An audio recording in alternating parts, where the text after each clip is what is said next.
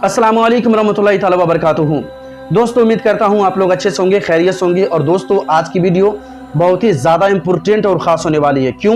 क्योंकि दोस्तों, आज की वीडियो में मैं कुछ ऐसी बातों को आपके सामने रखना चाहता हूँ जिन बातों को जान करके आज बड़े बड़े वैज्ञानिक भी हैरान परेशान हैं। बड़े बड़े वैज्ञानिक भी हैरान परेशान हैं। क्यों? क्योंकि आका करीम सल्लल्लाहु ताला अलैहि वसल्लम ने आज से 1450 साल पहले जो बातें आपने कही थी वो सारी बातें होकर रहेंगी। वो सारी बातें होकर रहेंगी। और कुछ बातें ऐसी हैं जो हो चुकी हैं और कुछ बातें ऐसी हैं जो बाकी है, लेकिन क़यामत आने से पहले पहले तक सारी बातें होकर रहेंगी। बड़े बड़े साइंसों ने, बड़े बड़े ये वैज्ञानिकों ने अपने रिसर्च करने के बाद उसने इस बात को तस्लीम किया है और कबूल किया है कि जो बातें अल्लाह के रसूल सल्लल्लाहु ताला अलैहि वसल्लम ने आज से 1450 साल पहले आपने फरमाया था वो बिल्कुल सच और सही है। वो बिल्कुल सच और सही है। और आज से 50 साल पहले अमेरिका एक इकलौता देश है जिसने चांद पर इंसानों को भेजने का काम किया है, भेजने में सफल रहा है। और कई मुल्कों ने चांद पर जाने की कोशिश की थी लेकिन वो कामयाब न हो सके। लेकिन 20 जुलाई 1969 के दिन इस काम को अमेरिका ने अंजाम दिया। और ये इस बात को अक्सर लोग जानते हैं कि चांद पर जाने वाला दुनिया का सबसे पहला इंसान जिसका नाम है नील आर्मस्ट्रांग, जब उसने चांद पर जाने का इरादा किया और जब वो चांद पर पहुंचा तो वो मुसलसल लगभग वो चांद पर 6 घंटे था। 6 घंटे चांद पर था और उसने कई सारे चीज़ों का उसने मुआयना किया और बहुत सारे अजीबो गरीब चीज़ को उसने मुआयना किया और बहुत सारे चीज़ों को उसने डायरी पे नोट कर लिया। और उसको एक अजीबो गरीब आवाज़ बार बार सुनाई दे रही थी। अजीबो गरीब आवाज़ बार बार सुनाई दे रही थी। उसने उस आवाज़ को भी डायरी में नोट कर लिया। और कई दिनों के बाद जब वो चांद पर से सफ़र करके जब वो ज़मीन पर आया उसने इस बात का खुलासा किया। कई लोगों के सामने उसने इस बात का खुलासा किया। और कुछ दिनों के बाद वो जब मिस्र गया तो मिस्र जाने के बाद उसने अजान की आवाज़ सुनी। उसने अजान की आवाज़ सुनी और जब वो नील आर्मस्ट्रांग ने अजान की आवाज़ सुनी तो सुनने के बाद वो बेचैन और बेकरार हो गए और सोचने लगे कि ये आवाज़ तो वही है जिस आवाज़ को मैंने चांद पर सुना था। ये आवाज़ वही है जिस आवाज़ को मैंने चांद पर सुना था। फिर उसने कुछ लोगों के सामने इस बात को दोहराया, इस बात को खुलासा किया कि ये आवाज़ तो वही है जिस आवाज़ को मैंने चांद पर सुना था। तो लोगों ने कहा कि वो आवाज़ अजान का ही आवाज़ थी, वो आवाज़ अजान की ही आवाज़ थी। तो आका करीम सल्लल्लाहु अलैहि वसल्लम ने 1400 साल पहले आपने फरमाया था कि मेरी उम्मत की एक खासियत होगी, मेरी उम्मत की एक खासियत होगी। और वो क्या खासियत होगी कि मेरी उम्मत के लोग इस ज़मीन पर अजान देंगे। मेरी उम्मत के लोग इस ज़मीन पर अजान देंगे, लेकिन इस ज़मीन पर अजान देंगे और अजान इस ज़मीन पर होगी, लेकिन अजान की गूंज ज़मीन पर नहीं बल्कि आसमानों में भी सुनाई देगी। चांद के मुतालिक से एक हुजूर पाक सल्लल्लाहु ताला अलैहि वसल्लम का एक वाक़या आप समात कर ले कि हुजूर पाक सल्लल्लाहु ताला अलैहि वसल्लम ने एक मरतबा मक्का शरीफ में आपने अपनी नबूवत का ऐलान किया। आपने जब अपने नबूवत का ऐलान किया तो मक्का के कुफ़ार लोगों ने उस नबूवत को तस्लीम नहीं किया और मुखालफत करना शुरू कर दिया। नबूवत को तस्लीम नहीं किया और मुखालफत करना शुरू कर दिया। और मुखालफत क्यों किया? उसकी एक वजह थी। उसकी एक वजह थी कि मक्का के कुफ़ार लोगों ने कभी भी किसी नबी की ज़िंदगी को मुकम्मल तौर से उसने पढ़ी नहीं थी। उसकी वजह यही थी कि उसने कभी भी किसी नबी की ज़िंदगी को मुकम्मल तौर से उसने पढ़ी नहीं थी कि नबी की शान, नबी की शौकत क्या होती है, कभी उसको यह मालूम नहीं हुआ था। मक्का के लोगों ने, कुफ़ार लोगों ने मुखालफत करना शुरू कर दिया।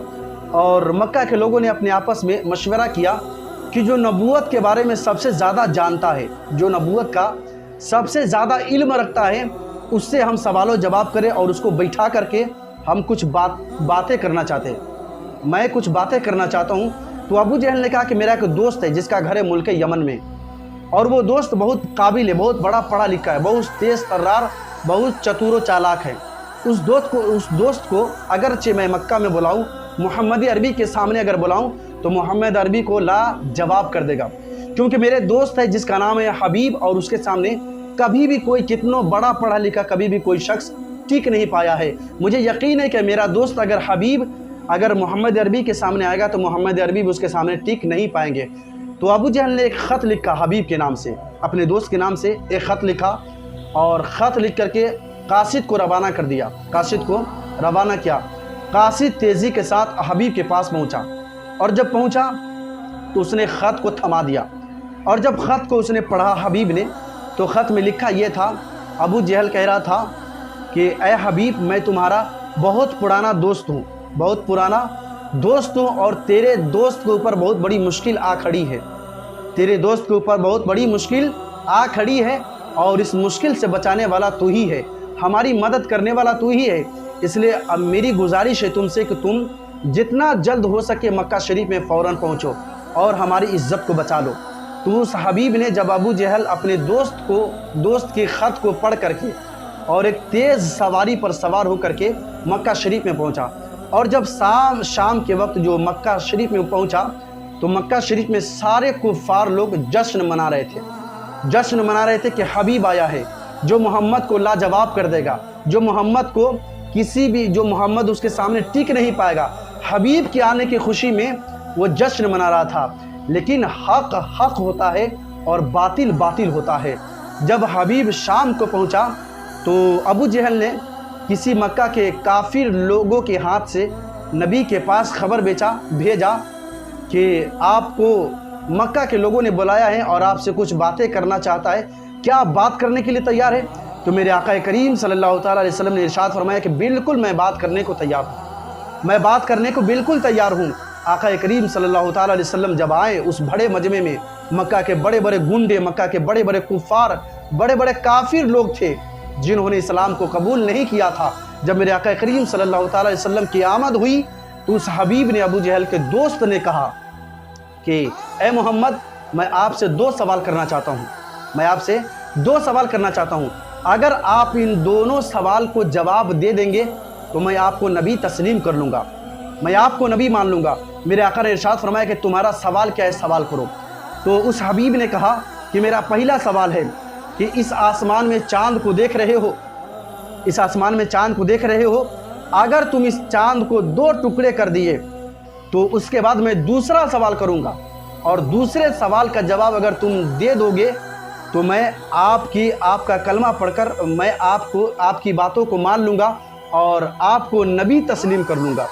जब उस हबीब ने ये कहा कि मेरा पहला सवाल है कि चाँद को दो टुकड़े करो, तो आका ने जब ये बात सुनी तो आका ने मुस्कुराया और मुस्कुराने के बाद एक पहाड़ पे आपने चढ़ी और पहाड़ पे चढ़ने के बाद मक्का के सारे लोग वहाँ नीचे से मक्का के सारे लोग मेरे नबी की तरफ ध्यान दे रहे हैं और चाँद की तरफ ध्यान दे रहे हैं। तो जब आका करीम सल्लल्लाहु अलैहि वसल्लम ने इरशाद फरमाया कि हबीब, चाँद की तरफ देख, अभी चाँद दो टुकड़े होगा। आका करीम सल्लल्लाहु अलैहि वसल्लम ने जब आपने उंगली का इशारा किया तो चाँद दो टुकड़े हो गए और चाँद दो टुकड़े इस कदर नहीं हुए कि बीच में कोई लकीर सा दिखे कि थोड़े सा टुकड़े हुए हैं, बल्कि मेरे मुस्तफ़ा ने चाँद को इस तरह दो टुकड़े किए कि एक टुकड़ा पहाड़ के इस तरफ हो गया और दूसरा टुकड़ा पहाड़ के उस तरफ हो गया, ताकि लोगों को समझ में आए कि चाँद वाकई में दो टुकड़े हो गए थे। और मक्का के लोगों ने तो देखा ही था कि चाँद दो टुकड़े हो गए, लेकिन तारीखों में पढ़ो, तारीखों में शाहिद है कि हिंदुस्तान में भी एक बादशाह था जो अपने बागों में टहल रहा था और टहलते हुए उसने अपने बाग से देखा कि आसमान में चाँद दो टुकड़े हो चुके हैं। उसने अपने बड़े बड़े नजूमी को, बड़े बड़े जादूगर को बुलाया और उसने कहा कि ये देखो आसमान में चाँद दो टुकड़े हो चुके हैं। तो जादूगरों ने कहा कि ये जादू नहीं लगता है, ये जादू नहीं हो सकता है। तो फिर उस बादशाह ने पूछा कि ये क्या है जो चाँद दो टुकड़े हो गए। तो उस नजूमियों ने, उस बड़े बड़े जादूगरों ने कहा कि बादशाह सलामत, मक्का शरीफ में एक मोहम्मद नाम का शख्स है जिसके उंगली के इशारे से चाँद दो टुकड़े हो गया, है। और फिर मेरे आका करीम सल्लल्लाहु अलैहि वसल्लम ने उस चाँद को इशारा करके चाँद को वापस मिला दिया और آقا کریم صلی اللہ تعالی وسلم نے ارشاد فرمایا کہ اے حبیب، تم نے دیکھا کہ چاند دو ٹکڑے ہوا؟